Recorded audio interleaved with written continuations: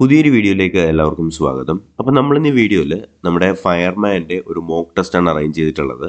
അപ്പോൾ ഈ ഒരു മോക്ക് ടെസ്റ്റിനകത്ത് ചോദിക്കുന്ന ചോദ്യങ്ങളെല്ലാം കഴിഞ്ഞ ഫയർമാൻ്റെ പരീക്ഷകളിൽ തന്നെ ചോദിച്ചിട്ടുള്ള സ്പെഷ്യൽ ടോപ്പിക്കിൽ നിന്നുള്ള ചോദ്യങ്ങളാണ്.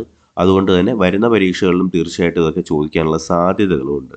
അപ്പോൾ എന്തായാലും ഈ ഒരു മോക്ക് ടെസ്റ്റ് നിങ്ങളെല്ലാവരും അറ്റൻഡ് ചെയ്ത ശേഷം എത്ര മാർക്ക് നിങ്ങൾക്ക് കിട്ടി എന്നുള്ള കാര്യം കൂടി നിങ്ങൾ എന്ത് ചെയ്യുക, ഒന്ന് കമൻറ്റ് ബോക്സിൽ കമൻ്റായിട്ട് പറയുക. അതിപ്പോൾ 5 മാർക്കെങ്കിൽ 5 മാർക്ക് ആയിക്കോട്ടെ, 10 മാർക്കെങ്കിൽ 10 മാർക്ക് ആയിക്കോട്ടെ, എത്ര മാർക്കായാലും നിങ്ങൾ എന്ത് ചെയ്യുക, അതൊന്ന് കമൻറ്റ് ബോക്സിൽ കമൻ്റായിട്ട് പറയുക. അപ്പോൾ നിങ്ങൾക്ക് എത്രത്തോളം അറിയാമെന്നുള്ള കാര്യവും നിങ്ങളുടെ കൂട്ടുകാർക്ക് എത്രത്തോളം കാര്യങ്ങൾ അറിയാമെന്നുള്ള കാര്യവും നിങ്ങൾക്ക് എന്ത് ചെയ്യാം, ഈ ഒരു കമൻറ്റ് ബോക്സിലൂടെ തന്നെ അറിയാനായിട്ട് സാധിക്കും. അപ്പോൾ നമുക്ക് എന്തായാലും ഒന്നാമത്തെ ചോദ്യത്തിലേക്ക് തന്നെ കടക്കാം. ചോദ്യം ശ്രദ്ധിക്കുക. യൂണിറ്റ് മാസുള്ള ഒരു വസ്തുവിൻ്റെ ഊഷ്മാവ് 1 ഡിഗ്രി സെൽഷ്യസ് ഉയർത്തുന്നതിനാവശ്യമായ താപത്തിൻ്റെ അളവിന് പറയുന്ന പേരെന്താണ്? ചോദ്യം ശ്രദ്ധിക്കുക.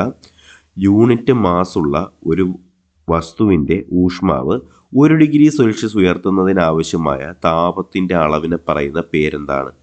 ഓപ്ഷൻസ് ശ്രദ്ധിക്കുക. വിശിഷ്ട താപധാരിത, താപധാരിത, ജ്വലന പരിധി, ജ്വലനോഷ്മാവ്.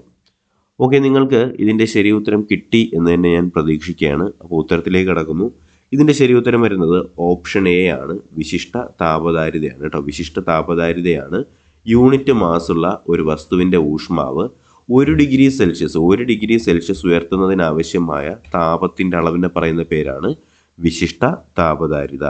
ഓക്കെ, നമുക്കടുത്ത് രണ്ടാമത്തെ ചോദ്യത്തിലേക്ക് പോകാം. അതിനു മുന്നേ നമ്മുടെ ഈ ചെയ്യുന്ന ഫയർമാൻ്റെ ക്ലാസ്സുകളിലും അതുപോലെ തന്നെ അതിൻ്റെ നോട്ട്സുകളും കാര്യങ്ങളൊക്കെ നിങ്ങൾക്ക് ലഭിക്കുന്നതിന് വേണ്ടിയിട്ട് ഇതിൻ്റെ നോട്ട്സും മെറ്റീരിയൽസ് എന്ന് പറയുമ്പോഴത്തേക്കും നമ്മൾ യൂട്യൂബിൽ ക്ലാസ് എടുക്കുന്നതിൻ്റെ ഈ പറയുന്ന സ്പെഷ്യൽ ടോപ്പിക്കിൻ്റെയൊക്കെ PDF-ഉം അതുപോലെ തന്നെ ഡിജിറ്റൽ മെറ്റീരിയൽസും, അതിപ്പോൾ മോക്ക് ടെസ്റ്റ് ആണെങ്കിൽ മോക്ക് ടെസ്റ്റിൻ്റെതാണ്, ക്ലാസ്സിൻ്റെ ആണെങ്കിൽ ക്ലാസ്, മോഡൽ എക്സാം ആണെങ്കിൽ മോഡൽ എക്സാമിൻ്റെ എല്ലാ ഡിജിറ്റൽ നോട്ട്സും മെറ്റീരിയൽസും പരീക്ഷ തലേന്ന് വരെ നിങ്ങൾക്ക് ലഭിക്കുന്നതിനായിട്ട് ഈ നമ്പറിൽ 9961169272 ഈ നമ്പറിലേക്ക് 100 രൂപ പേയ്മെൻറ്റ് ചെയ്തിട്ടുള്ള ഒരു സ്ക്രീൻഷോട്ട് അയക്കുകയാണെന്നുണ്ടെങ്കിൽ നിങ്ങളൊരു ഗ്രൂപ്പിലേക്ക് ആഡ് ചെയ്യും.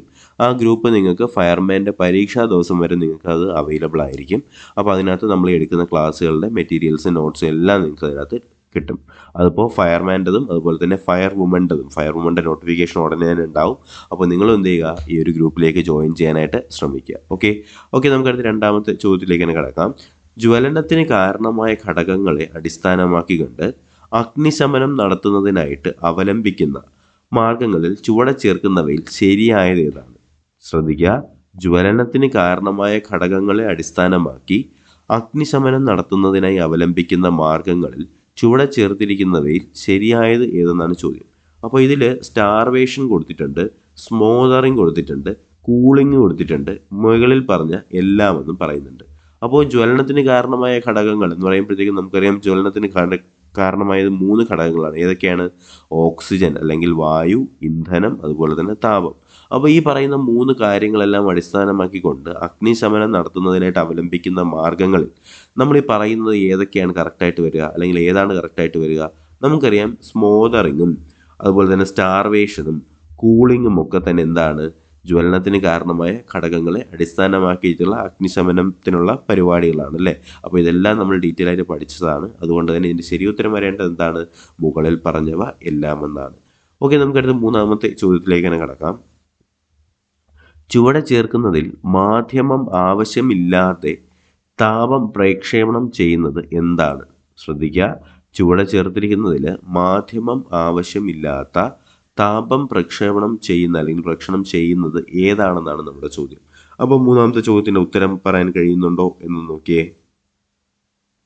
ചുവടെ ചേർക്കുന്നവയിൽ മാധ്യമം ആവശ്യമില്ലാത്ത താപം പ്രേക്ഷണം ചെയ്യുന്നത് എന്താണ്? സംവഹനം, വികിരണം, ചാലകം ഇവയൊന്നുമല്ല. ഏതാണ് ഇതിൽ വരേണ്ടത്? നമുക്കറിയാം ഇതിൽ വികിരണം അല്ലെങ്കിൽ റേഡിയേഷനാണ് ശരി ഉത്തരമായിട്ട് വരേണ്ടത്. ഓക്കെ, അപ്പോൾ ചുവടെ ചേർക്കുന്നവയിൽ മാധ്യമം ആവശ്യമില്ലാത്ത താപം പ്രേക്ഷണം ഏത് എന്ന് ചോദിച്ചാൽ അത് വികിരണമാണെന്ന് അറിഞ്ഞിരിക്കുക. വികിരണത്തിൻ്റെ ഇംഗ്ലീഷാണ് എന്ത്? റേഡിയേഷൻ കേട്ടോ, റേഡിയേഷൻ. Okay, radiation. അടുത്ത നാലാമത്തെ ചോദ്യത്തിലേക്ക് നമുക്ക് കിടക്കാം. നാലാമത്തെ ചോദ്യം ഇതാണ്. അവസ്ഥാമാറ്റം സംഭവിക്കുന്നതിന് യൂണിറ്റ് മാസുള്ള പദാർത്ഥത്തിന് ആവശ്യമായ താപത്തിന് ഡാഷ് എന്ന് പറയുന്നു. എന്താണ് ചോദ്യം? അവസ്ഥാമാറ്റം സംഭവിക്കുന്നതിന് യൂണിറ്റ് മാസുള്ള പദാർത്ഥത്തിന് ആവശ്യമായ താപത്തിന് എന്തെന്നാണ് പറയുന്നത്? തിളനില എന്നാണോ, ദ്രവണാങ്കം എന്നാണോ, താപധാരിത എന്നാണോ, അതോ ലീനതാപം എന്നാണോ? ഉത്തരം കിട്ടിയല്ലോ. അപ്പോൾ ഞാൻ ഉത്തരത്തിലേക്ക് കടക്കുകയാണ്. ഇതിൻ്റെ ഉത്തരം വരുന്നത് ലേറ്റൻ്റ് ഹീറ്റ് അല്ല എന്നുണ്ടെങ്കിൽ ലീനതാപം എന്ന് പറയും. ഓക്കെ, അപ്പോൾ അവസ്ഥാമാറ്റം സംഭവിക്കുന്നതിന് യൂണിറ്റ് മാസുള്ള പദാർത്ഥത്തിന് ആവശ്യമായ താപത്തിനെയാണ് നമ്മൾ എന്ത് ചെയ്യുന്നത്? ലേറ്റൻ്റ് ഹീറ്റ് അല്ലെങ്കിൽ ലീനതാപം കൊണ്ട് അർത്ഥമാക്കുന്നത്. അടുത്ത ചോദ്യം ഇതാണ്, 5ാമത്തെ ചോദ്യം.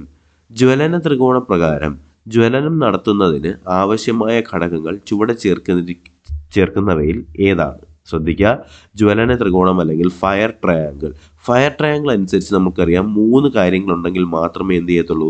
അവിടെ അഗ്നി ഉണ്ടാവത്തുള്ളൂ. ഏതൊക്കെയാണത്? ഒന്നെന്ന് പറയുന്നത് നമ്മൾ പഠിച്ചതാണ്, ഹീറ്റാണ് അല്ലെങ്കിൽ താപമാണ്. അപ്പോൾ താപം അതിനകത്ത് വരുന്നുണ്ട്. അടുത്ത് പറയുന്നത് എന്താണ്? ഓക്സിജനാണ് അല്ലെങ്കിൽ വായുവാണ്. വായു അതിനകത്ത് വരുന്നുണ്ട്. പിന്നെ പറയുന്നത് എന്താണ്? ഫ്യൂവലാണ് അല്ലെങ്കിൽ ഇന്ധനമാണ്. അപ്പോൾ ഇന്ധനവും അതിനകത്ത് വരുന്നുണ്ട്. അപ്പോൾ ജ്വലന ത്രികോണ പ്രകാരം ജ്വലനം നടത്തുന്നതിന് ആവശ്യമായ ഘടകങ്ങൾ ചോദിച്ചാൽ ഏതൊക്കെയാണ്? താപം വരുന്നുണ്ട്, ഓക്സിജൻ വരുന്നുണ്ട്, ഇന്ധനം വരുന്നുണ്ട്. അതിൽ കാർബൺ ഡൈ ഓക്സൈഡിൻ്റെ സാധനം വരുന്നില്ല കേട്ടോ. അടുത്ത് നമുക്ക് 6ാമത്തെ ചോദ്യത്തിലേക്ക് കടക്കാം. 6ാമത്തെ ചോദ്യം ഇതാണ്, അഗ്നിശമനത്തിനായി ഉപയോഗിക്കുന്ന ഡ്രൈ കെമിക്കൽ പൗഡർ അല്ലെങ്കിൽ DCPയിലെ BC ടൈപ്പ് ഫയർ എക്സ്റ്റിങ്ക്യൂഷറുകളിൽ ഉപയോഗിക്കുന്ന പദാർത്ഥങ്ങൾ ചുവടെ തീർത്തിരിക്കുന്നവയിൽ ഏതെല്ലാം എന്നാണ് ചോദിച്ചിട്ടുള്ളത്. അപ്പോൾ നമ്മൾ വളരെ ഡീറ്റെയിൽ ആയിട്ട് എന്താണ് ഡ്രൈ കെമിക്കൽ പൗഡർ എന്നൊരു ക്ലാസ്സിൽ ഡിസ്കസ് ചെയ്തതാണ്. അതിൽ തന്നെ BC ടൈപ്പ് നമ്മൾ പഠിച്ചു, ABC ടൈപ്പ് പഠിച്ചു അല്ലെ, TCP പഠിച്ചു. അപ്പോൾ ഇതിൽ ചോദിച്ചിട്ടുള്ളത് ഈ BC ടൈപ്പ് ഫയർ എക്സ്റ്റിങ്ക്യൂഷറിൽ ചേർക്കുന്ന കെമിക്കൽസ് ഏതൊക്കെയെന്നാണ് നമ്മളോട് ചോദിച്ചിട്ടുള്ളത്. അപ്പോൾ ഇതിനകത്ത് സോഡിയം ബൈകാർബണേറ്റ് പറയുന്നുണ്ട്, മെഗ്നീഷ്യം സ്റ്റിയറേറ്റ് പറയുന്നുണ്ട്, മെഗ്നീഷ്യം കാർബണേറ്റ് പറയുന്നുണ്ട്, കാൽസ്യം ഫോസ്ഫേറ്റും പറയുന്നുണ്ട്. അപ്പോൾ ഇതിൽ BC ടൈപ്പിൽ ഉപയോഗിക്കുന്നത് ഏതൊക്കെയാണ്? നമ്മൾ ഡീറ്റെയിൽ ആയി പഠിച്ചു തന്നെയാണ്. നമ്മളതിനകത്ത് സോഡിയം ബൈകാർബണേറ്റ് ഉപയോഗിക്കുന്നുണ്ട്, കൂടാതെ നമ്മൾ മെഗ്നീഷ്യം കാർബണേറ്റ് ഉപയോഗിക്കുന്നുണ്ട്, കാൽസ്യം ഫോസ്ഫേറ്റ് ഉപയോഗിക്കുന്നുണ്ട് അല്ലേ, കൂടാതെ മെഗ്നീഷ്യം സ്റ്റിയറേറ്റും നമ്മൾ ഉപയോഗിക്കുന്നുണ്ട്. നമുക്കറിയാം ഈ പറഞ്ഞിട്ടുള്ള 4 എലമെൻറ്റ്സ് നമ്മൾ എന്ത് ചെയ്യുന്നുണ്ട്? DCP ഡ്രൈ കെമിക്കൽ പൗഡറിൻ്റെ BC ടൈപ്പിനകത്ത് നമ്മൾ ഉപയോഗിക്കുന്നുണ്ട്. ഓക്കെ, അപ്പോൾ അതിൽ വേറെ സംശയമില്ല എന്ന് തന്നെ പ്രതീക്ഷിക്കുകയാണ്.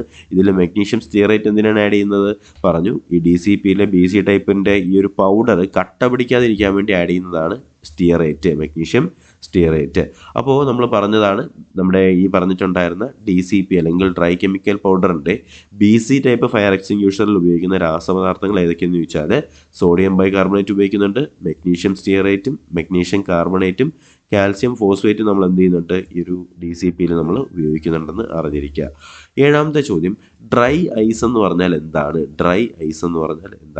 നമുക്കറിയാം സോളിഡ് കാർബൺ ഡൈ ഓക്സൈഡ് അല്ലെങ്കിൽ ഖര കാർബൺ ഡൈ ഓക്സൈഡിനെ പറയുന്ന പേരാണ് ഡ്രൈ ഐസ് അല്ലേ. സോളിഡ് കാർബൺ ഡൈ ഓക്സൈഡിനെ പറയുന്ന പേരാണ് ഡ്രൈ ഐസ്. 8ാമത്തെ ചോദ്യത്തിലേക്ക് കടക്കാം. ജ്വലന സ്രോതസ്സിൻ്റെ സഹായം ഇല്ലാതെ ഒരു വസ്തു സ്വയം കത്തുന്നതിനാവശ്യമായ ഏറ്റവും കുറഞ്ഞ ഊഷ്മാവിന് പറയുന്ന പേരെന്താണ്? നല്ലൊരു ചോദ്യമാണ്. ജ്വലന സ്രോതസ്സിൻ്റെ സഹായമില്ലാതെ ഒരു വസ്തു സ്വയം കത്തുന്നതിനാവശ്യമായ ഏറ്റവും കുറഞ്ഞ ഊഷ്മാവിന് പറയുന്ന പേര് എന്തെന്നാണ് നമ്മുടെ 8ാമത്തെ ചോദ്യം. കിട്ടിയോ? ജ്വലനോഷ്മാവ്, ജ്വലനപരിധി, ഫ്ലാഷ് പോയിന്റ് ഇവയൊന്നുമല്ല. എന്താണ് വരേണ്ടത്? ഇതിൽ വരേണ്ടത് ഓപ്ഷൻ A ആണ്, ജ്വലനോഷ്മാവാണ് അല്ലേ. അപ്പോൾ ജ്വലന സ്രോതസ്സിൻ്റെ സഹായമില്ലാതെ ഒരു വസ്തു സ്വയം കത്തുന്നതിനാവശ്യമായ ഏറ്റവും കുറഞ്ഞ ഊഷ്മാവിനെ പറയുന്ന പേരാണ് ജ്വലനോഷ്മാവ്. അടുത്ത് 9ാമത്തെ ചോദ്യം ഇതാണ്, LPGയുടെ ഹാസ് എന്താണ്?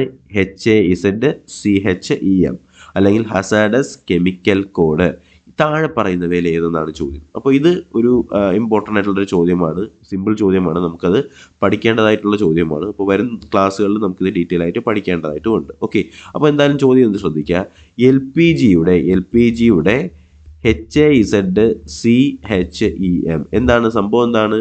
ഹസാഡസ് കെമിക്കൽ കോഡ് എന്നാണ് കേട്ടോ. ഹസാഡസ് കെമിക്കൽ കോഡ് അതിൻ്റെ ഷോർട്ട് ഫോം ആണ് ഹാസ്കെം. ഓക്കെ, അപ്പോൾ ഹാസ്കെം എന്ന് പറഞ്ഞില്ലെങ്കിൽ hazardous chemical code.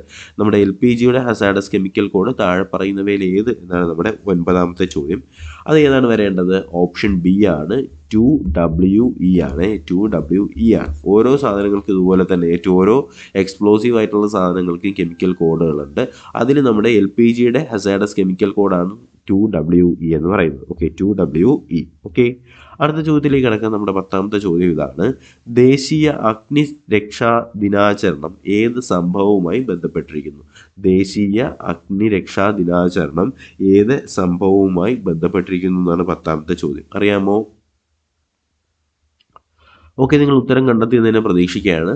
Bombay Victoria തുറമുഖത്തിന്റെ തീപിടുത്തവുമായി ബന്ധപ്പെട്ടതാണ് ദേശീയ അഗ്നിരക്ഷാ ദിനാചരണം. ഓക്കെ, അപ്പോൾ ദേശീയ അഗ്നിരക്ഷാ ദിനാചരണം ഏത് സംഭവവുമായി ബന്ധപ്പെട്ടിരിക്കുന്നു? ബോംബെ വിക്ടോറിയ തുറമുഖത്തെ തീപിടുത്തവുമായാണ്. അപ്പോൾ ഈ പറയുന്നതെല്ലാം റിപ്പീറ്റഡ് ആയിട്ട് നമ്മുടെ കേരള PSCയിൽ തന്നെ ചോദിച്ച ചോദ്യങ്ങൾ തന്നെയാണ്. അതുകൊണ്ട് തന്നെ അത്രയും ഇമ്പോർട്ടൻസ് കൊടുത്ത് നിങ്ങൾ ശ്രദ്ധിക്കുക. അപ്പോൾ നിങ്ങൾക്ക് തീർച്ചയായിട്ടും ഈ ഒരു വീഡിയോ യൂസ്ഫുൾ ആവും. അപ്പോൾ ഈ എടുക്കുന്ന എഫേർട്ടിന് തീർച്ചയായിട്ടും നിങ്ങളുടെ സപ്പോർട്ട് ഉണ്ടാവണം. എല്ലാവരും നിങ്ങളുടെ മാർക്കും അതുപോലെ തന്നെ വീഡിയോ ലൈക്ക് ചെയ്യാനും ചാനൽ സബ്സ്ക്രൈബ് ചെയ്യാനൊന്നും മറക്കരുത് കേട്ടോ. അടുത്ത നമുക്ക് 11ാമത്തെ ചോദ്യത്തിലേക്ക് കിടക്കാം. അപകടകരമായിട്ടുള്ള രാസപദാർത്ഥങ്ങൾ കൈകാര്യം ചെയ്യുന്ന വാഹനങ്ങളിൽ രേഖപ്പെടുത്തിയിട്ടുള്ള എമർജൻസി ഇൻഫർമേഷൻ പാനലിലെ 3YE ഈ കോഡിൽ 3 സൂചിപ്പിക്കുന്നത് എന്തിനെന്നാണ് ചോദ്യം. അപ്പോൾ നമുക്കറിയാം, നമ്മുടെ LPG ഒക്കെ കൊണ്ടുപോകുന്ന ടാങ്കറൊക്കെ ഉണ്ട്. ഈ ടാങ്കറിലൊക്കെ ഓരോ കോഡുകൾ രേഖപ്പെടുത്തിയിരിക്കും. അങ്ങനെ നമ്മുടെ രാസപദാർത്ഥങ്ങൾ അല്ലെങ്കിൽ കെമിക്കൽസ് അപകടകരമായിട്ടുള്ള കെമിക്കൽസ് കൈകാര്യം ചെയ്യുന്ന വാഹനങ്ങളിൽ രേഖപ്പെടുത്തിയിട്ടുള്ള എമർജൻസി ഇൻഫർമേഷൻ പാനലിലാണ് ഈ 3YE എന്ന് പറഞ്ഞ് കൊടുത്തിട്ടുള്ളത്. ഈ 3YEയിൽ 3 എന്തിനെ സൂചിപ്പിക്കുന്നു എന്ന് ചോദിച്ചാൽ എന്താണെന്നറിയാമോ? ഓപ്ഷൻ ബി ആണ് ശരി ഉത്തരം. പത ഉപയോഗിക്കുക എന്നാണ്. എന്ന് വെച്ചാൽ ഇഫ് ഈ പറഞ്ഞിട്ടുള്ള ടാങ്കറുകളിൽ വാഹനങ്ങളിൽ തീ പിടിച്ചാൽ അഗ്നിശമനത്തിനായി ഉപയോഗിക്കേണ്ടത് പത അല്ലെങ്കിൽ ഫോമാണ് കേട്ടോ. ഇതാണ് ഫോമാണ്, പത അല്ലെങ്കിൽ ഫോമാണ് അവിടെ ഉപയോഗിക്കേണ്ടതെന്ന് സൂചിപ്പിക്കുന്നതിന് വേണ്ടിയിട്ടാണ് അവിടെ 3YEയിൽ 3 എന്ന് പറയുന്ന നമ്പർ കൊടുത്തിട്ടുള്ളത്. പത ഉപയോഗിക്കുക എന്ന് പറയുന്നതിൻ്റെ ഒരു ഇൻഡിക്കേഷൻ ആയിട്ടാണ്.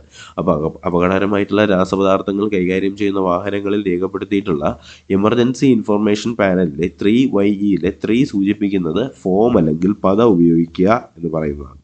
അടുത്ത ചോദ്യം, അന്തരീക്ഷ വായുവിൽ ഓക്സിജന്റെ അളവ് എത്ര ശതമാനമാണ്? അറ്റ്മോസ്ഫിയറിൽ നമ്മുടെ ഓക്സിജന്റെ അളവ് എത്ര ശതമാനമാണ് എന്നാണ് ചോദ്യം. അറിയാമോ? നമുക്കറിയാം, ഉത്തരത്തിലേക്ക് കടക്കുകയാണ്. 21% കേട്ടോ. അപ്പോൾ അന്തരീക്ഷ വായുവിൽ 21% എന്തുള്ളത്? ഓക്സിജൻ ഉള്ളത്. അന്തരീക്ഷ വായുവിൽ 21% ഓക്സിജൻ ഉള്ളത്. 13ാമത്തെ ചോദ്യം, താഴെ പറയുന്നവയിലെ വേപ്പർ ഡെൻസിറ്റി അല്ലെങ്കിൽ വാതക സാന്ദ്രത കൂടിയ പദാർത്ഥം ഏതാണ്? താഴെ പറയുന്നവയിൽ വേപ്പർ ഡെൻസിറ്റി അല്ലെങ്കിൽ വാതക സാന്ദ്രത കൂടിയ പദാർത്ഥം ഏത് എന്നാണ് ചോദിച്ചിട്ടുള്ളത്. അപ്പോൾ ഇതിനകത്ത് അസെറ്റിലിൻ കൊടുത്തിട്ടുണ്ട്, CNG കൊടുത്തിട്ടുണ്ട്, LPG കൊടുത്തിട്ടുണ്ട്, ഹൈഡ്രജൻ കൊടുത്തിട്ടുണ്ട്. നമുക്കറിയാം, ഈ പറയുന്നവയിൽ വാതക ഡെൻസിറ്റി അല്ലെങ്കിൽ വേപ്പർ ഡെൻസിറ്റി കൂടിയത് എന്തിനാണ്? ലിക്വിഫൈഡ് പെട്രോളിയം ഗ്യാസ് അല്ലെങ്കിൽ LPGക്കാണ് കേട്ടോ. അപ്പോൾ താഴെ പറയുന്നവയിൽ വാതക സാന്ദ്രത കൂടിയത് ഈ പറയുന്നവയിൽ അസെറ്റിലിനും CNGയും ഹൈഡ്രജനും വെച്ച് നോക്കുകയാണെന്നുണ്ടെങ്കിൽ LPGക്കാണെന്ന് അറിഞ്ഞിരിക്കുക. അടുത്ത ചോദ്യം നമ്മുടെ 14ാമത്തെ ചോദ്യമാണ്.